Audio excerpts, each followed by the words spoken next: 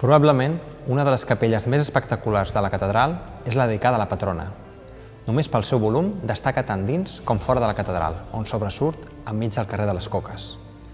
Però més enllà de constituir un excel·lent exponent del barroc acadèmic, què va representar aquesta obra per la ciutat?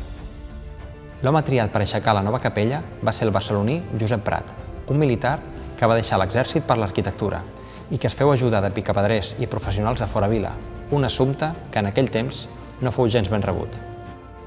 A casa nostra, els gremis van començar a tenir una presència important a partir del Renaixement, amb el creixement del comerç i d'una tènue prosperitat.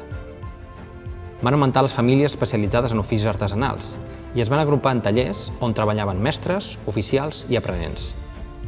A més, van procurar plegar-se en el mateix carrer. La toponímia de la part alta així ho recorda: carrer Ferrers, Cuirateries o Calderers, per exemple. Els treballadors de la construcció de llavors s'agrupaven en la confraria de Sant Josep de Mestres de Cases. L'any 1733, el gremi tenia 22 mestres i 29 agremiats.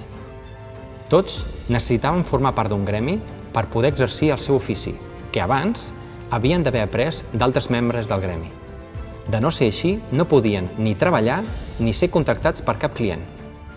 Els gremis tenien uns codis interns extraordinàriament rígids i només faltava que algun foraster els incomplís. La seva voracitat era tal que fins i tot un espardenyer que feia obres a casa seva, Josep Sabater, va ser dut davant del jutge, acusat d'exercir de mestre de cases. Per sort, el jutge l'exculpà. Tot i les dificultats, fins al punt de veure perillar el seu sou, Prat va continuar la seva feina i gràcies a la construcció de la capella va aconseguir l'estatus d'acadèmic a la Real Acadèmia de Belles Artes de San Fernando. Les relíquies del braç es van traslladar a la seva nova ubicació durant les festes del 1775.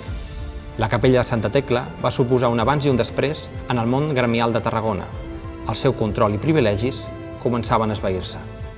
Potser va ser una maledicció llançada com a venjança o potser només problemes financers, però el cas és que la capella mai es va acabar del tot. Però això ja és una altra història.